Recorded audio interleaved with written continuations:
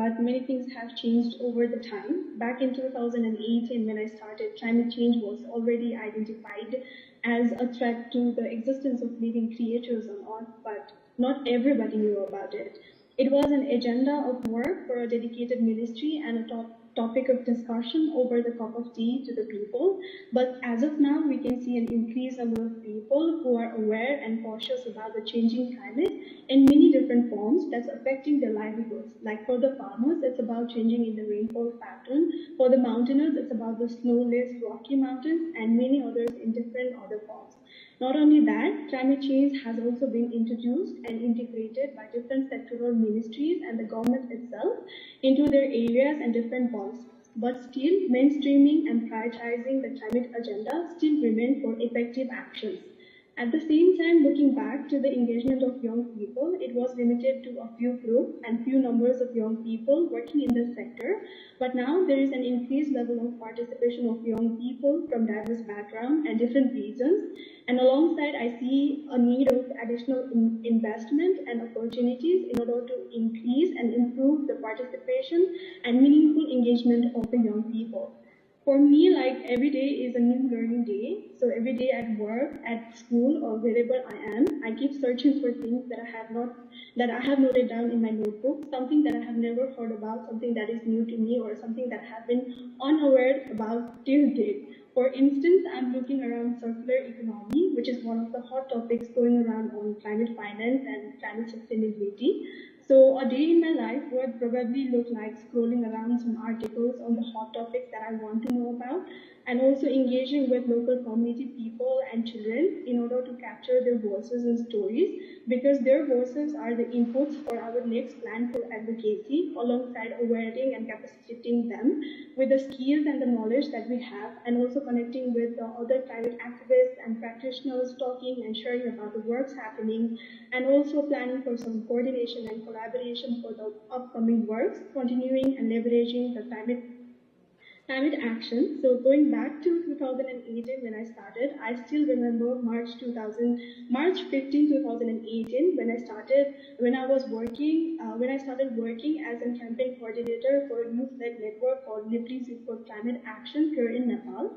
And I was assigned with my first event to handle as a lead. And we were having a climate strike, and I was supposed to build on the content and other materials and invite as many as people possible to join us that day. Despite of all the preparations we had, me being a bit skeptical about the day, I was only expecting a few people to join us in the event that day, but the presence of more than hundreds of young people with their own flyers and posters joining us that day at the place marked a record for me, and I believe that is the day that marked the journey, the starting of my journey, and the day of my success in the beginning. That would not have been possible without the support of my other team members and all others that have joined us today. And also working with many other young people from different nooks and corners and contributing to a better world makes me feel the taste of success every single day, because I believe that every day is a day of success when I'm able to contribute to a better world for all. Thank you. Thank you so much, Preeti, for sharing your journey with us, and I think it truly resonated with all of us. Especially with all our fellow panelists here with us. Every day is a success, and how can we really contribute back to the society? So now let us hear from Tarushi from Sri Lanka. Tarushi, I would like you to shed light on some of the ways in which you think decision makers can enhance and amplify youth voices and collective action on climate change. Over to you, Tarushi. Thank you, Ms. Sriram. So to start off with, I think it's important that we establish that climate change and environmental issues are intergenerational issues, which means that the generations that were around to cause it will not necessarily be the generations that are around to deal with it, which is why young people and key decision makers should make collective efforts to amplify whatever climate action we take. I think a good starting point to ensure meaningful youth engagement is seeking accountability from relevant stakeholders, which can serve as a great tool to keep checks and balances. Youth-led movements should be seen as a unique opportunity, a window into the broader demographic of young people who are offering an unfiltered and impassioned perspective on critical issues like climate change. These powerful calls for attention can serve as an opportunity for dialogue, which embody the urgency and the depth of the concerns that resonate with youth in their communities who often face the grassroots level brunt of climate change. This then leads me to a crucial aspect, letting young people into the decision-making table.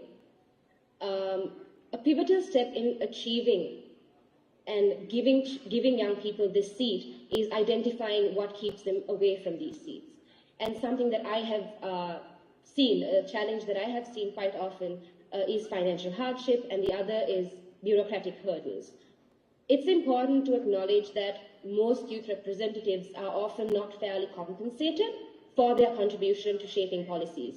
This financial disparity often limits the participation of a significant demographic of young people, which then means that their voices are prevented from being fully integrated into conversations that directly impact their future and lives. So in order to truly enhance and empower youth voices, we have to recognize and account for the economic and social challenges that they navigate on their journey of engagement. Where bureaucracy is concerned, I think this again is an opportunity for a transformative shift in mindset. Let's embrace and value the voices of young individuals who engage passionately in shaping the discourse on this critical issue. Instead of viewing their involvement as a clash of perspectives, we should take the opportunity to recognize the immense potential that lies in collaboration, a partnership where youth and decision makers become a unified team working towards a common goal. And this change in perspective does not need to be limited to government bodies alone. Non-state actors and private entities have a pivotal role to play. Increased private-public partnerships can provide the necessary support and resources we need to empower young people. And these partnerships can create avenues for high-level discussions such as this, where their ideas and insights are exchanged and integrated into policy considerations. By fostering a culture of open dialogue like this, I believe that we not only break down barriers, but also tap into the energy and innovation that was spoken of earlier that the youth bring to the table. This approach can transcend the traditional boundaries and position us on a path towards more effective and inclusive decision-making, which ensures that the future we shape is one that truly reflects the aspirations and concerns of young people.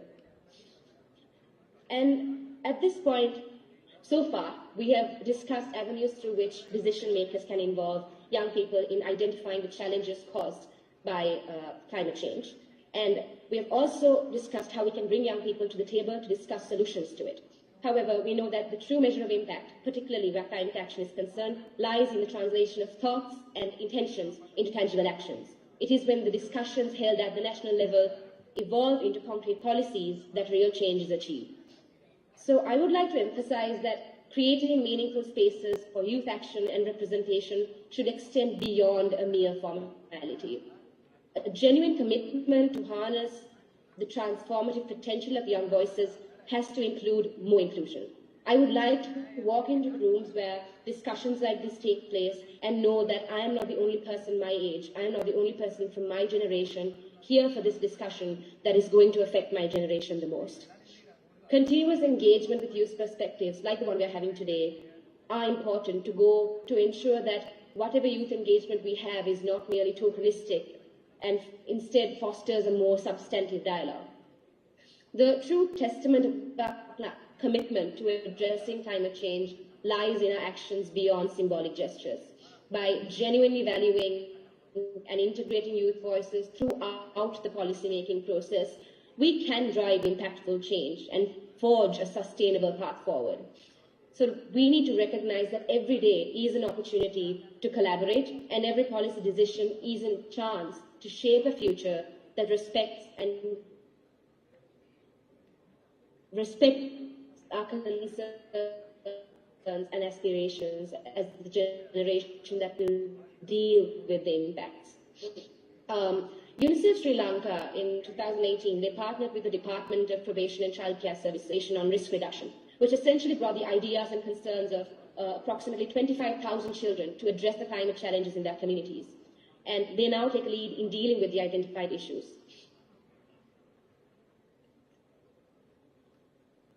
I think, unfortunately, we have lost Tarushi. We'll try to have her back at some point. But thank you so much, Tarushi, for sharing your knowledge and information with us. I can speak on behalf of the development partners in the room and online when I say that your recommendations have been well received and we will persevere to deliver better. On that note, I would like to now shift the focus to Shombi, who is joining us from Delhi. Shombi, we would have loved to have you here with us in person, but equally delighted that you could grace us online and virtually.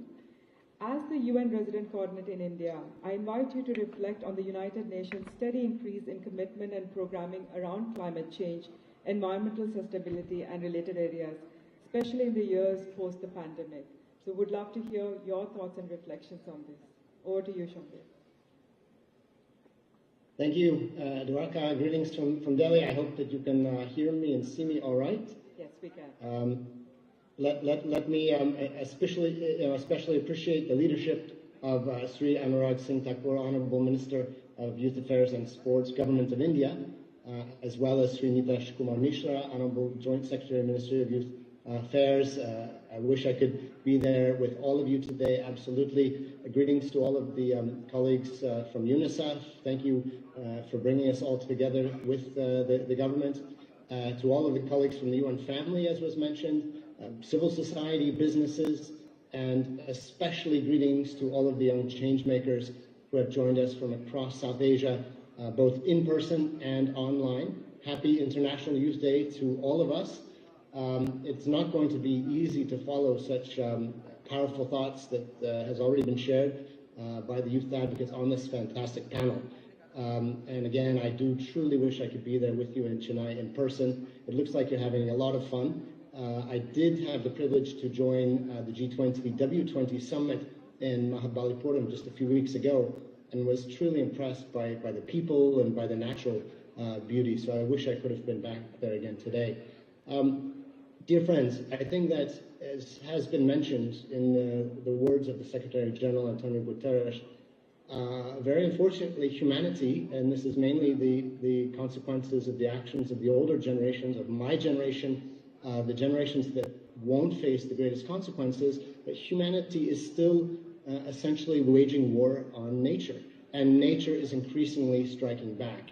Our actions are really just pushing our only home, our only planet Earth, further and further into a triple planetary crisis of pollution, of biodiversity loss, the climate emergency, and we see that this is happening absolutely everywhere. I mean, last month globally was the hottest month on record, the hottest day ever recorded. Pretty much, if you want to see, look at what was the hottest year, you just look at the last year, and it just goes up and up like that. The headlines that we read are are filled with communities that are burning. Hawaii, Europe, you look all over the place, and as the Secretary General is noticing that it's no longer global warming that we speak about, but it's global boiling. And then, microplastics. We see that microplastics are now found literally everywhere in our environment, from the human womb to the very deepest depths of the sea, and on and on and on. So it's quite easy to get very depressed about everything that's happening, but instead we need to be motivated to action. And there is good news, a lot of good news, and a lot of reasons to be optimistic. And I think today, really, we are celebrating the confluence of two very important streams of optimism. First, we do have the solutions. We have the solutions at hand to ensure a livable, bright future for our planet. But we must act. It's a question of time and investment. The Sustainable Development Goals remain our best agreed blueprint for peace and prosperity across the world by 2030, together with commitments made by countries to limit this global warming to 1.5 degrees centigrade. And I would like to particularly note India's leadership at the moment, the presidency of the G20, which is so timely, so important. The summit, the G20 summit in Delhi, will happen on the 9th and 10th of September, which is literally a handshake with the global SDG summit, the midterm stocktake, which comes just 8 days later. And I think there it's important to reflect how much India has worked to put the SDGs at the center of the global financial conversation, developing the G20 SDG Acceleration Action Plan, and in fact, so much so aligned with the SDGs that I like to call India's presidency an SDG 20. We've truly appreciated the focus on women-led development, on just green transitions, on digital public infrastructure, on and on and on. The list is long. The second stream of optimism is the young generation, as we're talking about, and especially here in South Asia. As Cynthia started off by noting, this is the greatest youth generation in history. More young minds bringing thoughts and ideas and creativity and energy to these challenges than ever before.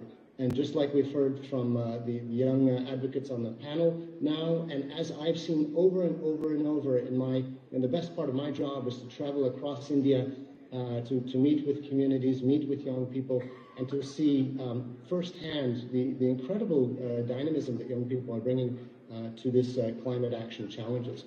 The Secretary General's our common agenda, our collective UN common agenda, calls on all governments to make youth participation and leadership in climate action, especially the norm rather than an exception, as we've just been hearing from our young colleagues here, to be at the decision-making tables. And very much, again, appreciate the leadership of the Honourable Minister, of the Ministry, and the government partners and civil society partners in making this a reality. This year's theme, very timely, Green Skills for Youth, reminds us that the successful transitions to a sustainable and greener world depend on ensuring that young people have the skills, the knowledge, the attitudes for a green economy. And this is increasingly also within the realm of soft skills and engaging in the digital world, digital reality, artificial intelligence, all of that. And the benefits are truly, potential benefits are truly massive. A recent report, for example, estimates that India alone has the potential to create 35 million green jobs by 2047. I think that's the Amrit call. And we at the United Nations, from the global, the regional, to the country levels, are committed to ensuring and helping young people bridge this skill gap, this employability gap, working with the private sector, partnerships with governments to ensure that youth have the opportunities both to get jobs and to have a prosperous future, but to do so in the green sectors, in renewable energy, sustainable agriculture, waste management, climate resilience, these sorts of areas. And really it's a win-win. Every dollar invested in the green economy is going to yield 3 times as many jobs as the old economy. So we in India, the UN in India, and the country team, with many of the representatives are there today, have put these issues and youth leadership at the core of our brand new UN Sustainable Development Cooperation Framework, our 5-year partnership platform with India, which was just signed a couple of months ago here today. For example, we've got Global Green Jobs for Youth Pact launched by ILO, UNEP, UNICEF, working with youth, governments, social partners to boost decent green jobs for young people. The Partnership for Action on Green Economy, PAGE, is a multi-agency partnership with the government exploring and with businesses exploring possibilities to link just energy transition and green jobs for youth. UVA is partnership with the Ministry of Environment to launch the Merry Life portal. Is truly dynamic, driving collective action, responding to Honorable Prime Minister Modi's call for mission life lifestyles for the environment. A fantastic kind of marriage of technology and young people across not just the country of India, but it's a global initiative as well. If I can just make a quick selfish plug for a Yuva podcast that is launching today. I had the great privilege and honor to have really a fun and inspiring conversation with 2 Yuva youth advocates, Mansi and Siraj, and that one was just launched today. So try to have a search for the Yuva podcast. You can listen to our conversation. So I think, let me just conclude in saying that really to tap this incredible demographic dividend that is facing South Asia and India in particular, the gender dividend is central to that. So we have to create the environment in which not only young people, but especially young women and girls are able to achieve their full potential and not be faced with arbitrary social barriers and other restrictions like that. So together, truly, the youth dividend, demographic dividend, gender equality, these are the game-changing streams that will lead us to a prosperous and bright green future. So thank you again, everybody, for the opportunity to be there with you virtually speaking. I wish you all, again, a very happy International Youth Day. I'm looking forward to the rest of the conversations. And really, truly, together, we can achieve anything, and we will. Very optimistic about that.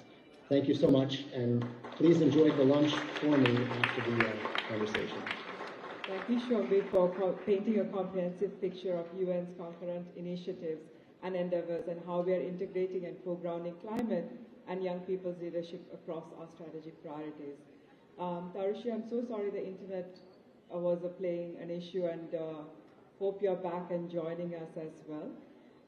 We will now ask Kazi. I'd like to bring in you now to the conversation. As someone who works on nurturing partnerships, what are the innovative strategies that can be leveraged by young people to seek collaboration on climate action? Thank you, Ms. Sriram, and greetings from Dhaka, everyone. In my experience, the first thing that you could do as a youth is, set up your own goals and objectives.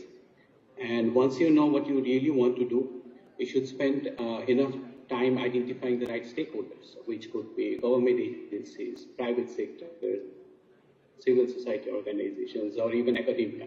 For example, at our organizations, we focus on building knowledge and consciousness of youth. We also work to improve livelihoods. And each of these requires us to work with stakeholders of different types and at different levels. So when we work in knowledge and consciousness, we mainly focus on building partnerships with academia. And for livelihood, we try to also involve government agencies as well as the private sector. So we have also started to build partnerships with local institutions because they have a strong influence over local communities and are very effective when we are trying to work at grassroots levels. So whichever is the case, it's a good idea to do a bit of research and and make sure that you reach out to stakeholders whose objectives are aligned with yours. And in some cases, you might find it difficult to directly engage stakeholders. What you can do is, you can tap into your existing network, and there is always a chance that people have connections to other people who are working in your field of interest. And once you have, identified potential partners, you need to develop a strategy for approaching them. Each type of stakeholder will have different needs and expectations. So it's important that you tailor your approach accordingly. And also, make sure when you reach them, you are clear about what you hope to achieve and how it aligns with their, interests. And your credibility is also going to play an important role here when you first approach a potential partner. So it is a good idea to, have a way to showcase the work that you have done so far, which could, for example, involve having your own portfolio of work. And once you build a partnership, it is also important to maintain and nurture it. This means living up to your promises, delivering quality work, and actively engaging your partners with your work. In that way, you are more likely to get, support in the future. And I would also, suggest all the youths to get involved in youth networks and, to attend seminars and conferences, workshops that are relevant to your work. Because this is a great way to meet other young people and professionals, who could potentially become your partners. And it will also, help you uncover new opportunities for collaboration. So building partnerships isn't easy. You have to be consistent and you have to, keep building your network and keep regular contact with people. But please remember that, there is no shame in reaching out to people and asking for help, especially when working on climate change. Because it is not possible to, to work alone and do anything meaningful otherwise. And I would end here by requesting our honorable guests and audiences to, support the young champions and help them with their initiatives whenever they reach out to you. Because as Ms. Cynthia had mentioned earlier, the youth make up a good population in South Asia. In Bangladesh alone, there are currently over 50 million young people. And we need these young people, to solve this global crisis that we're dealing with, and we have to deal with. Thank you once again for giving me this opportunity to join this wonderful meeting. Over to you, Ms. Sriram. Thank you so much, Kazi. Some excellent suggestions there, and hope the young people and decision makers joining us today have taken note and will be able to test and further sharpen some of these tactics. So I would like to now come back to our panelists with us in person, and would like to bring in Cynthia. Cynthia, you have heard the young people speak today on multiple occasions during your field visits across India. Would you like to reflect on how you believe they have the power to accelerate the sustainability agenda? All right, thank you for that. I think this is just a wonderful opportunity to just note a few of the things that I've seen. And I would actually also just recognize the leadership of Ministry of Youth Affairs and Sports again, that has a network of over 8 million volunteers.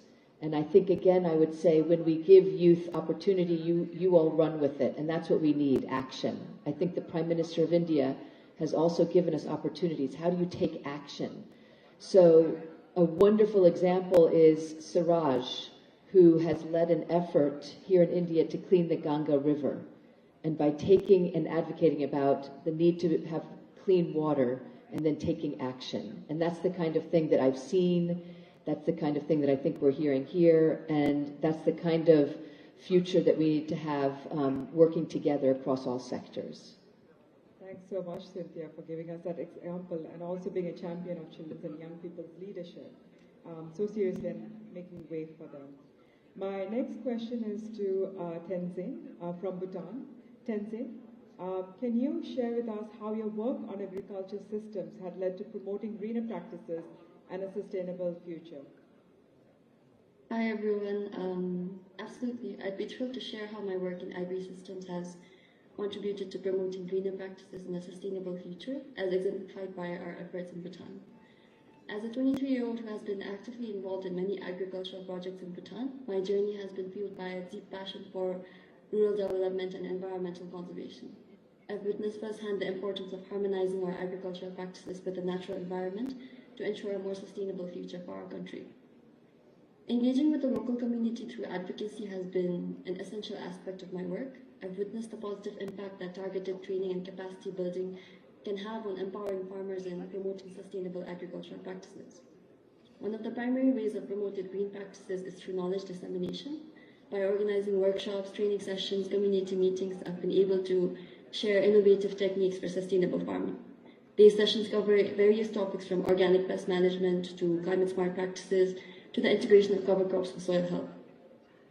Empowering farmers with practical tools and information has contributed to a wider adoption of environmentally friendly and economically viable practices. And my journey in the realm of nutrition and health research has been driven by the profound understanding of the intimacy between our dietary choices, the environment, and our well-being. I've had the privilege to contribute to a project that delves into the impact of sustainable agricultural practices on nutrition and public health. One of the fundamental pillars has been to explore how greener agricultural practices can enhance nutritional value of crops. By studying the effects of organic farming methods, reduced pesticide usage, and soil enrichment techniques, we've sought to uncover how these practices can lead to a more nutrient-dense produce. This not only contributes to improved public health by providing access to healthier food options, but also aligns with sustainable agriculture's commitment to preserving ecosystems and safeguarding the planet. Another one of my research projects went on to show that a bottom-to-top policy approach ensures that farmers' voices are heard from the outset. By involving them in discussions, policy planning, and formulation, we can create solutions that are not only relevant but also more likely to be implemented successfully. When they see their input being reflected in policies, they become more motivated to adopt new practices, leading to a smoother transition towards greener practices and sustainable future. Technology has played a significant role in amplifying the impact of these efforts. Leveraging weather forecasting apps, soil monitoring tools, and online resources, farmers are able to make more informed decisions. This synergy between traditional farming wisdom and modern technology exemplifies the holistic approach needed for sustainable agriculture. As we celebrate International Youth Day, let us take this occasion to unite as a global community and support similar initiatives worldwide that empower youth with green skills, creating a generation of change makers dedicated to building a sustainable world for all. Together, we can harness the passion and ingenuity of young minds to address the pressing environmental challenges of our time and forge a path towards a more harmonious and prosperous planet. Thank you all. Thank you so much, Tenzin, for gaining deeper insight in terms of what you're doing and how we can really understand that better. So without further ado, I'm also inviting Zara now from Maldives. Zara, if you can highlight the role of community outreach and citizen science to promote climate consciousness among young people. And I apologize for this, but keeping in mind the time as well, really would be great to hear your thoughts. Hi, thank you so much for the opportunity to be here. So through my role as a research assistant for a local NGO, I was able to be involved in a lot of community outreach, and we also incorporate citizen science in our research projects. So one of the key lessons that we learned based on current environmental awareness efforts in the Maldives is that one-sided information sharing alone isn't enough to generate interest or even taking action on climate change. We can share climate predictions such as climate change being possibly irreversible by 2030 or more plastic than fish being in the sea by 2050, but this alone has not worked to drive young people to create change or become climate conscious. And one of the examples of this that I can see is the problem of littering in the Maldives. Although there's been so much awareness campaigns regarding this, it's still not uncommon to see young people throwing trash to the roads and sea, unfortunately. But in my experience, we have seen how community outreach is a vital tool to involve youth in climate action. We found that young people are aware of climate issues, but sometimes lack interest in taking action, so still not climate conscious per se.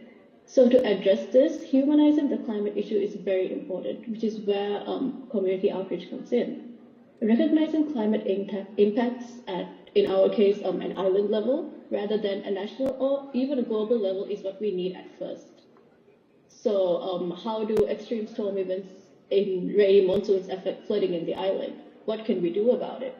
One specific aspect of community outreach I want to highlight is using citizen science, which is involving citizens in scientific data collection. So being directly involved in climate change research would allow young people to have a participatory role in combating climate change rather than just a tokenistic role, as Tarshi had just mentioned earlier. We learn from the community and they also learn from us. One example of this is an app that was developed by my organization to monitor beach erosion. So what we did was we placed photo stands on 6 sides of the islands where citizens can take photos of the coastline and upload it on the app. So to do this, we consulted the island community to identify the areas most affected by erosion, and we also held sessions with the community to share why it's important to monitor this and how it can contribute to climate adaptation. We train members of the island to use the app and upload photos regularly, so we involve young people in such activities and they become climate conscious by contributing to creating impacts within their community. So to wrap up, to develop climate conscious young people, it's very important to allow young people to identify the participatory roles they can play to create change at a community level. So through community outreach and citizen science, this would then create interest among youth to venture into this area in larger scales, in national levels, regional levels, and even global levels to make their voice heard. Thank you so much. Thank you so much, Zara, for highlighting that various initiatives that stakeholders need to come together to create that impact. So without further ado, now we have our last young leader, Hasini, who's joining us from Chennai, to remind us why we need to continue to invest in youth empowerment with securing a sustainable future. Over to you, Hasini, take it away.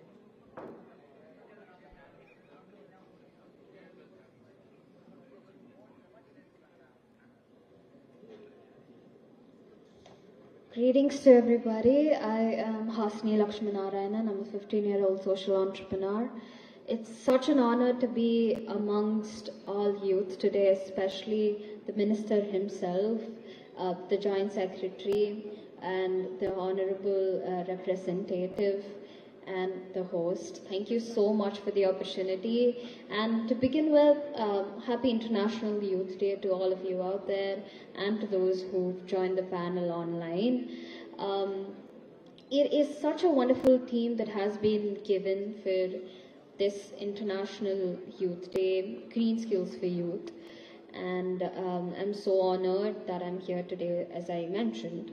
And I want to address as to how youth play a major role, especially that youth has solutions to every single problem that ever arises in the world. Why not just bring it to the table? Why not just showcase it? What stops them? That's what I've been working on. I've been working on youth empowerment for the past 3 years, and we've been trying to motivate youth to break their nutshell and bring their talents and showcase it to the outer world by interviewing young achievers. And what I noticed is change isn't coming about. And how change comes about is when it starts from you. Similarly, relating it to the present issues that the world is facing, climate change, global warming, hazard is the effects of microplastics and all of that. We can just name a list if I have to call the issues that we're currently facing. Change isn't occurring only because we think the responsibility isn't ours. But believe me, as residents of this world, the responsibility is definitely ours, and we don't have to do it for the betterment of the others or for the future generation, let us alone do it for us. And that's also why I want to quote that for things to change, I must change first.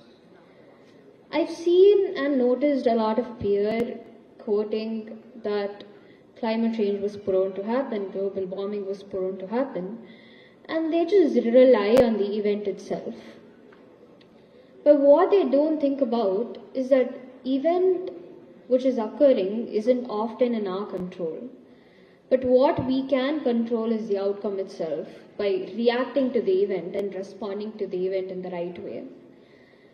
This is a successful formula that has been followed by a lot of successful people, and I'd like to quote it here. E plus R equals to O, which is an abbreviation to event plus response equals to outcome. So as youth and representatives of the world, we are over half the population of the entire world, and why not take the slightest initiative which might create a huge impact?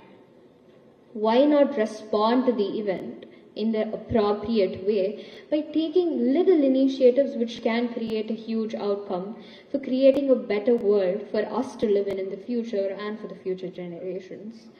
And that's also why we, the youth, should come together as representatives and stand for the world that we live in. And that would be my say, and I hope that it answers the question. Thank you so much for the opportunity, and signing off, this is Hasini. Thank you so much, Hasini, for your insightful thoughts and how we can really work with youth in creating that impact. And I also want to echo what Tarushi said about, it's not about tokenism, but equally having a role and an equal partnership with the young people of today. I'm heartened by the collective dedication, determination, and shared responsibility that has emerged from the discussions with our youth panelists, as well as with Shombi, Cynthia, and Sanjay. And as I had suspected, the youth of South Asia are not merely bystanders, they're architects of change.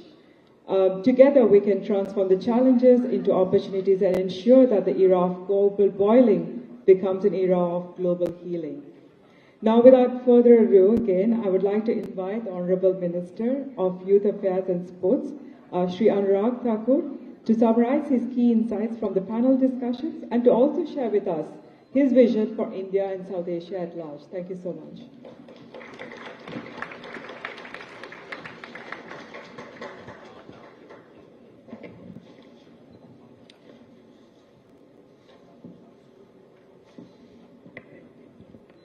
Representative UNICEF, Ms. Cynthia, Joint Secretary Youth Affairs as well as DG and YKS, Mr. Nitish Kumar Mishra, Chief of Yuva at UNICEF, Dwaraka Shriram, Mr. Sanjay, Regional Directors, South Asia, UNICEF, and Mr. Shambi Sharp, UN Resident Coordinator, and one of the young achiever and young leader among us today, Hasni, and others who have joined virtually, as well as my dear young friends. Vanakkam, Namaste, a very good morning to all of you. It is my pleasure to be here amongst you all today and to address you on the occasion of the International Youth Day. Youth around the world have the potential to change the course and dynamics of any country or any region. As some of the panelists mentioned that youth are the custodian, I'll say they are the custodian as well as the largest stakeholder. They are the present and they are the future. So they have a large role to play. And India is one of the youngest countries in the world in terms of the average age. We have a young generation, young population. So our role will be far more important than anyone else. So International Youth Day, which is being celebrated since the past 23 years to address the issues pertaining to the youth.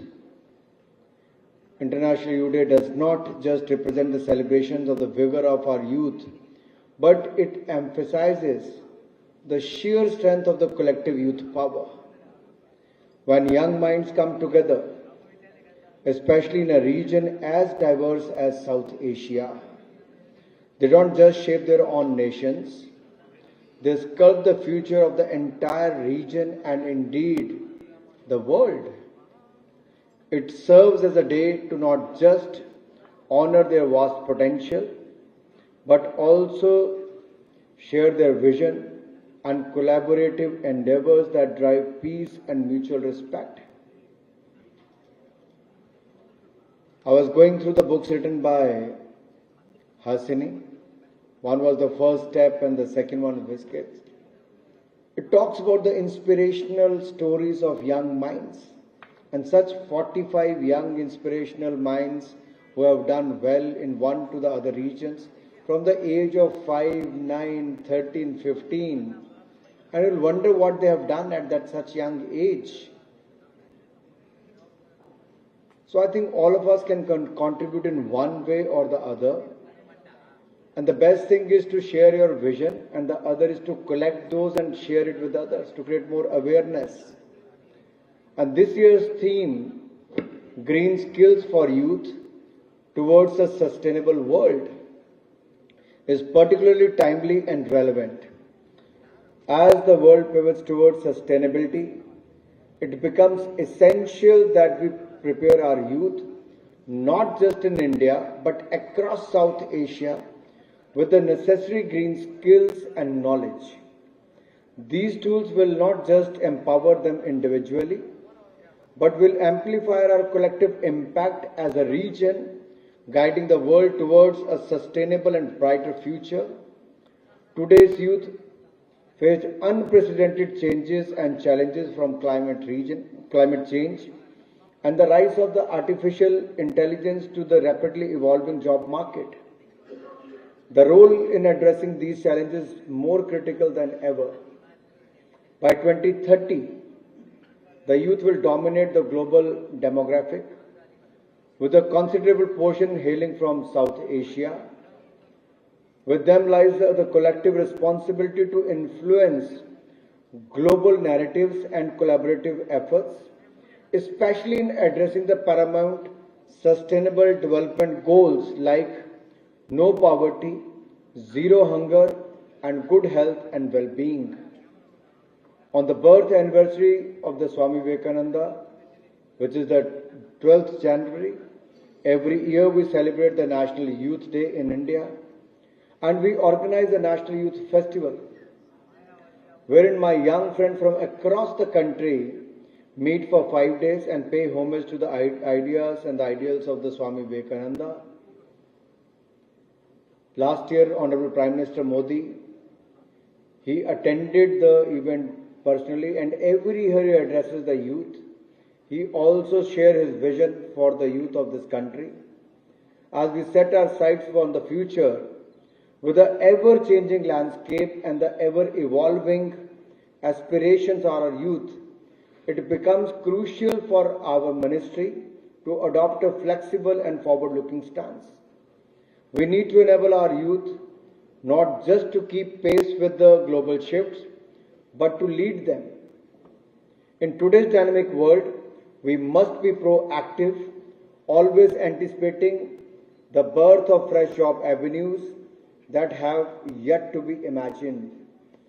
Take the drone market for instance. Only a few years ago, drones were banned from flying in few places in the country, but we came with a new drone policy. And if I have to talk about the new drone policy, I can say as a minister in the Prime Minister Modi's government, he himself spent so many hours, days after days, making this new policy. He looked at every aspect of the drone policy from the security point to the services point of it as well. So today, after this new drone policy, they have revolutionized the various sectors, from photography to spray fertilizers, various sectors such as vital healthcare services that come from the mountain state of Himachal Pradesh, where traveling is little difficult. With the zigzag roads, it takes more time. With a drone-like facility, you can give the essential services like medicine at the doorstep, and also transport the apple cartons from one place to another, which may take 12 hours to reach the other spot. With the drone facility in future, we'll be able to achieve that within a couple of hours. So that is the kind of shift we're going to see in many areas. And after the nano fertilizer, it has become much easier in the field of agriculture to spray the fertilizer with the use of drone technology. So, to equip our youth for success in the global economy, the Ministry of Youth Affairs and Sports launched the NYKS Youth Volunteers online training program in the year 2022. This program was developed in collaboration with the esteemed partners, the Defeat NCD partnership at the United Nations Institute of Training and Research, and the UN Children's Fund, which is UNICEF, and the NYKS. Close to 2 million young individuals had been trained and essential skills encompassing various aspects of personal and community development through this initiative.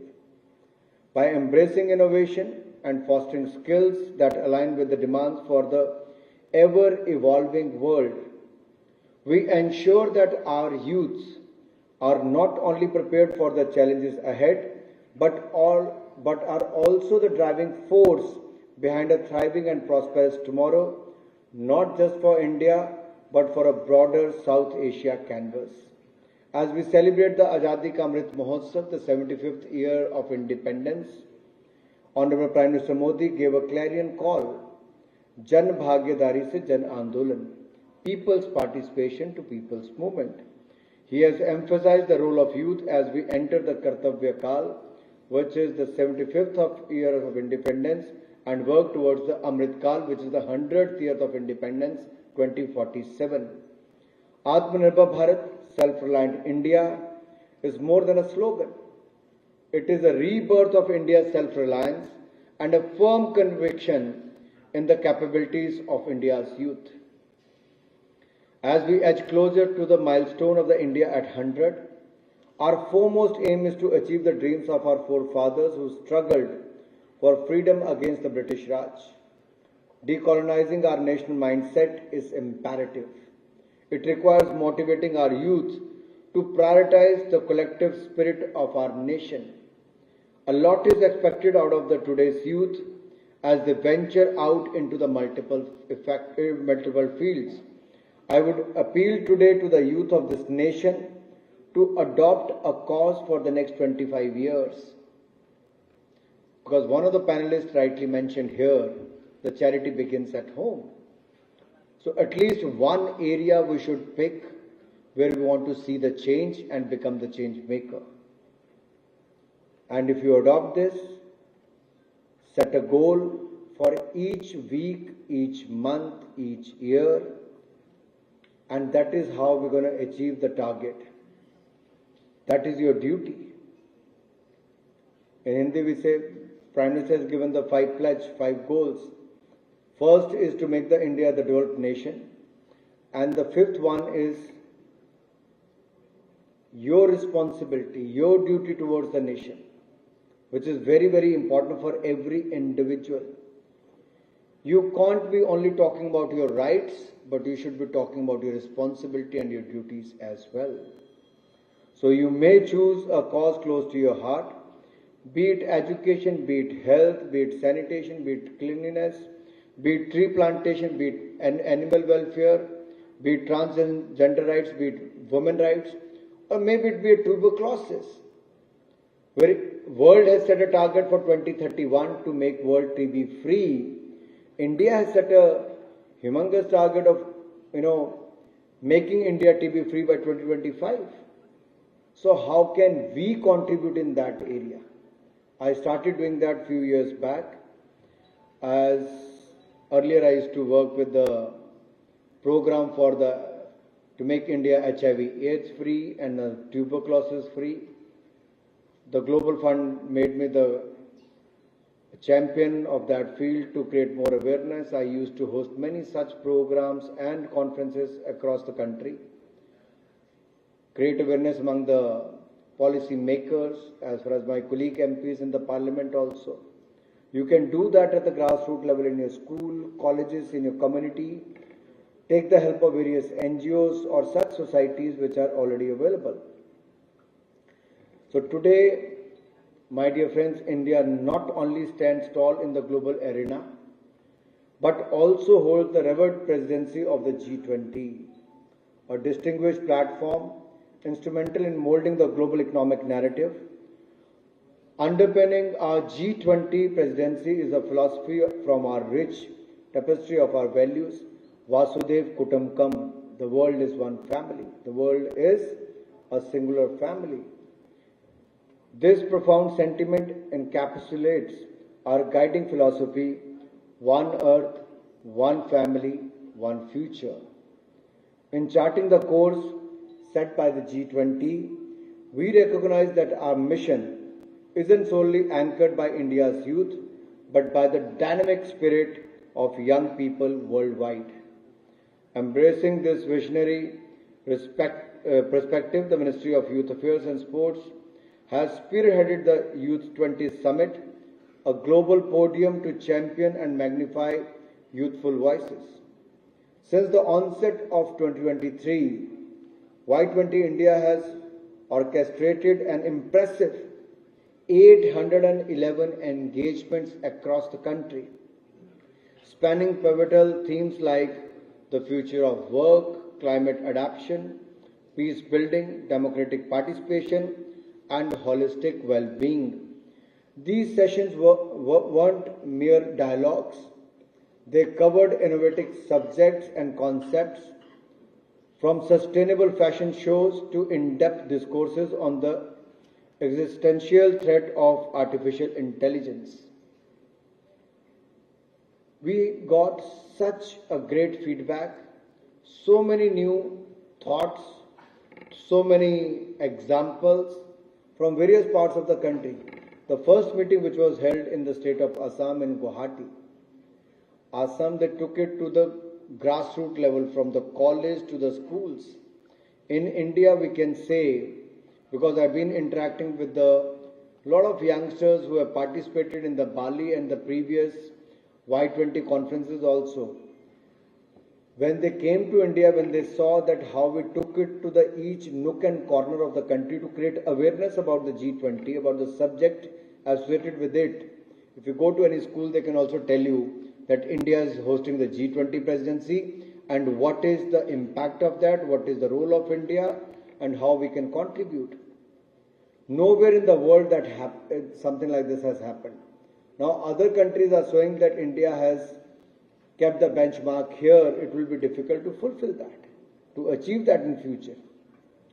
So my dear young friends, sitting here, you can imagine with 1.4 billion population, if you just think for a minute how we can contribute. If we save 1 liter water a day, how many liter waters will be saved? 1.4 billion liters. If we save few units of electricity every household with 300 million houses, even 10 units if you save, 10 units only, how many units are you going to save?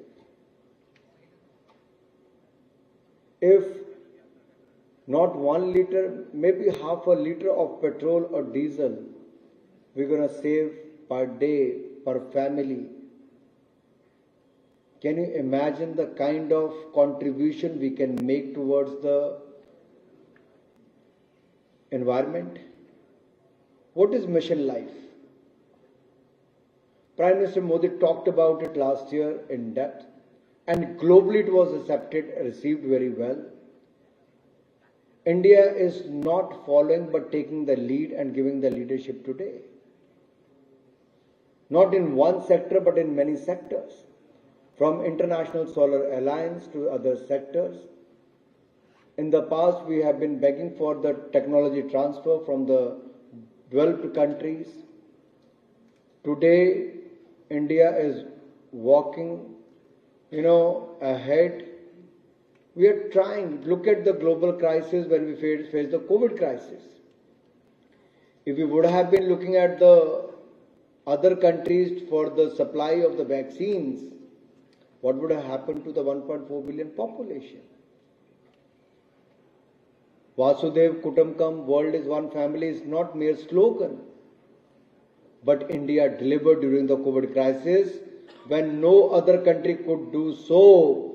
We have supplied vaccines to more than 160 countries in the world. Only India could do that.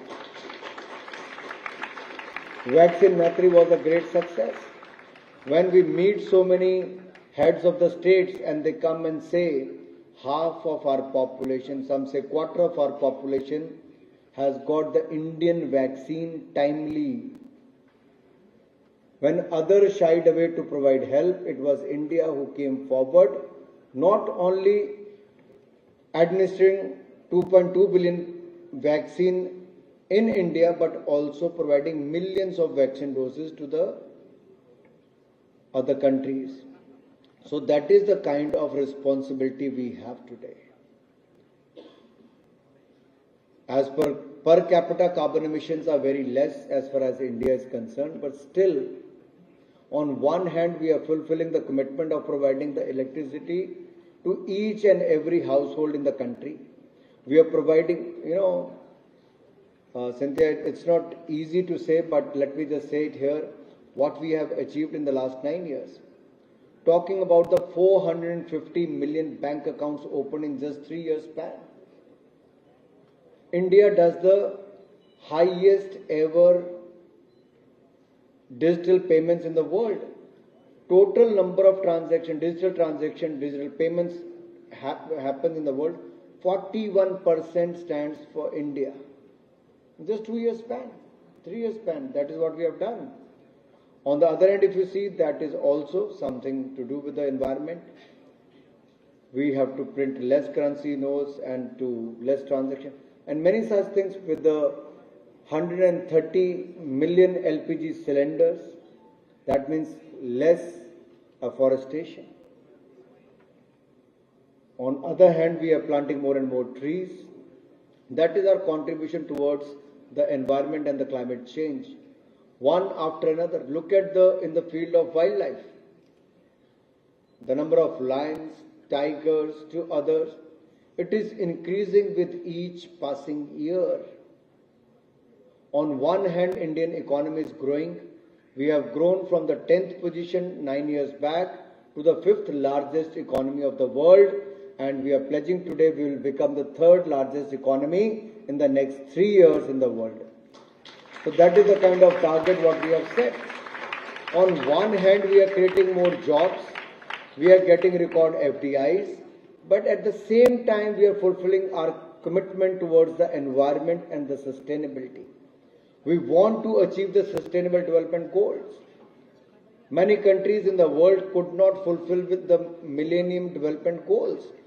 But we all have to be honest and sincere towards the Sustainable Development Goals. And if you look at the work of the Indian government, 27% people came out of the poverty line in the last 9 years. Less than 1% are under or below the extreme poverty line today. That is the kind of program our government is running today. And the last mile delivery we are ensuring with the use of technology and the transparent working of the government. And we stand committed toward the growth of India, welfare of the poor, and at the same time our responsibility towards the world. And I would like to say here, while we are celebrating the 75th year of independence,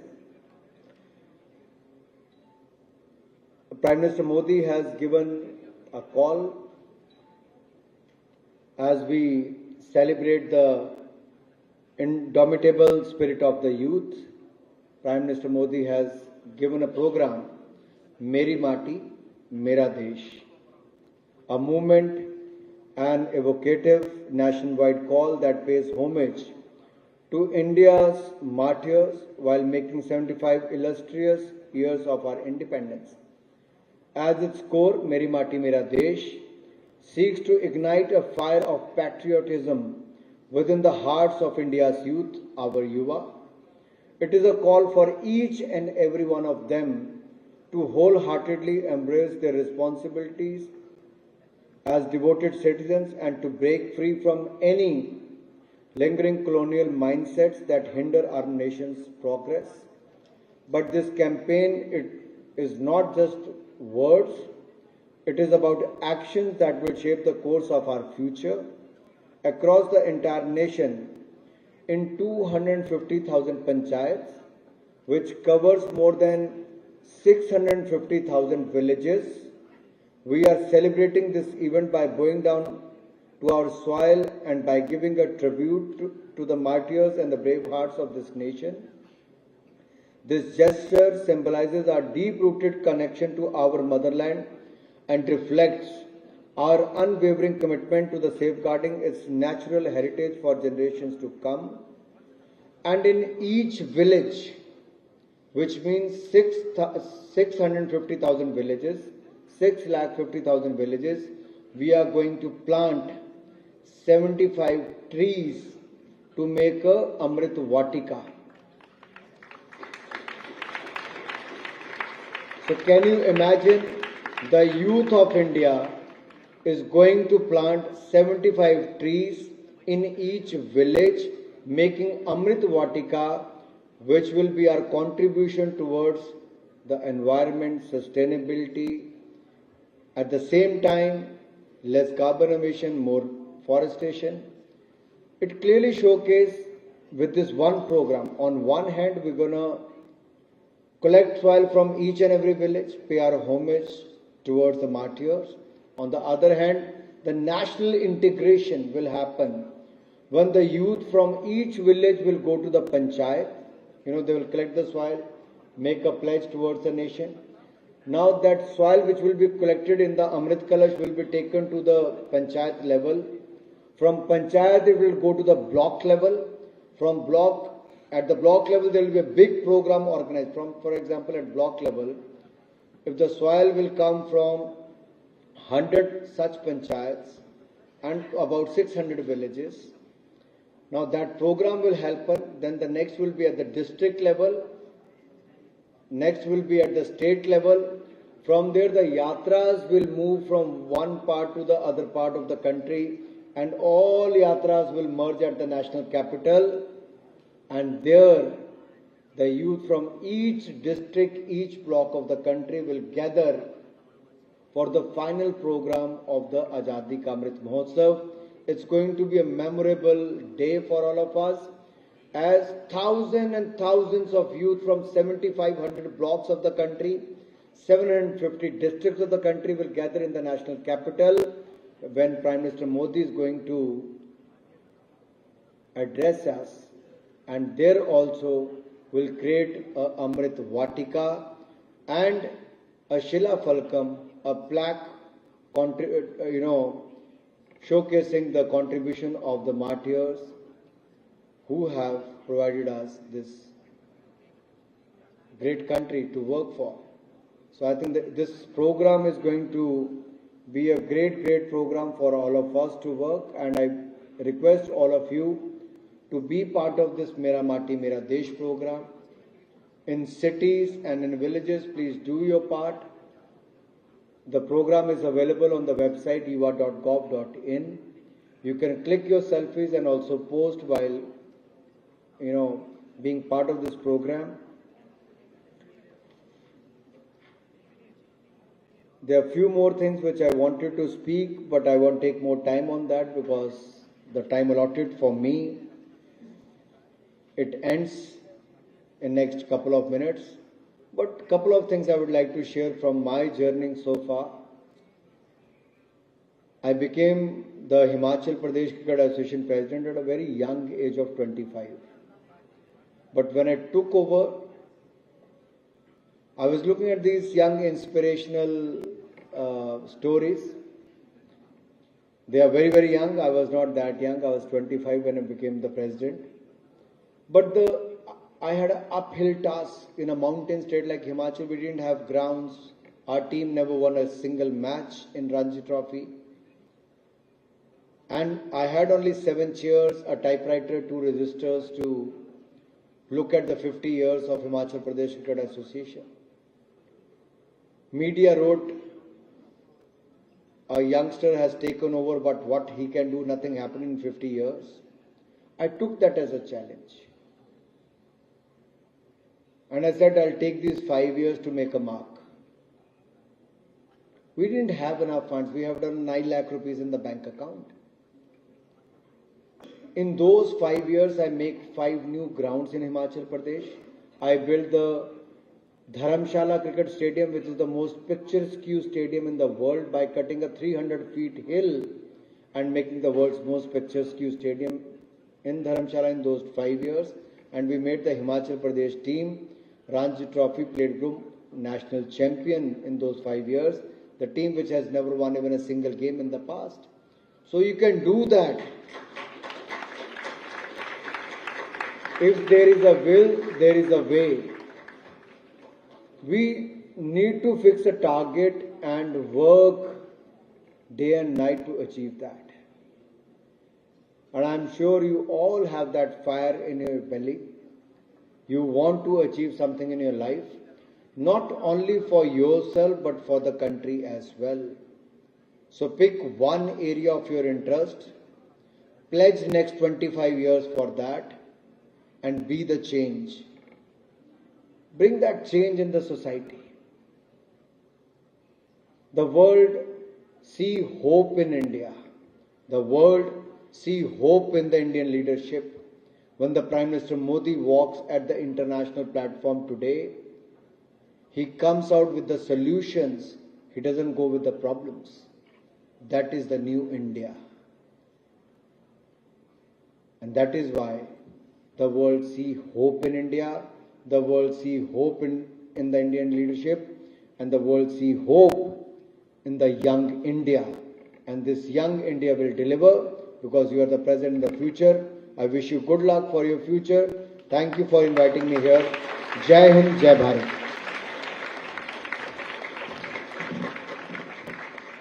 Thank you so much to our Honourable Minister, Shri Anurag Singh Thakur, for your inspiring words. Mr. Sanjay Vijayasekara, Mr. Shomi Sharp, Ms. Dwarika Sriram, Ms. Cynthia, and our fellow youth for an enriching and engaging panel.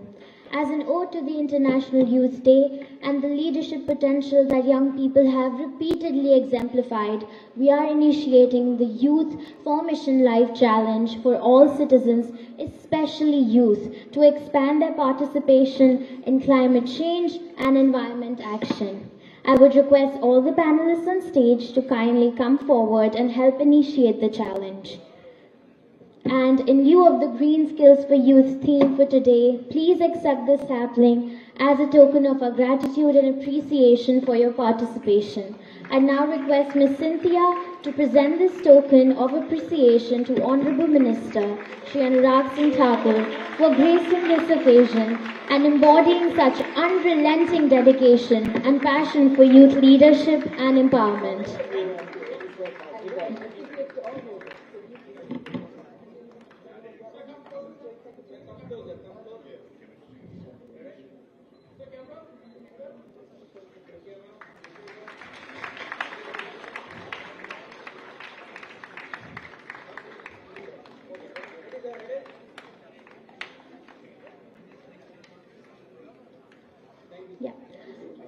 I'd now request the audience to please stand up. We'll now unveil the Youth for Mission Life Challenge in the presence of all of you and our dignitaries. Thank you everyone for making this happen and making this a moment.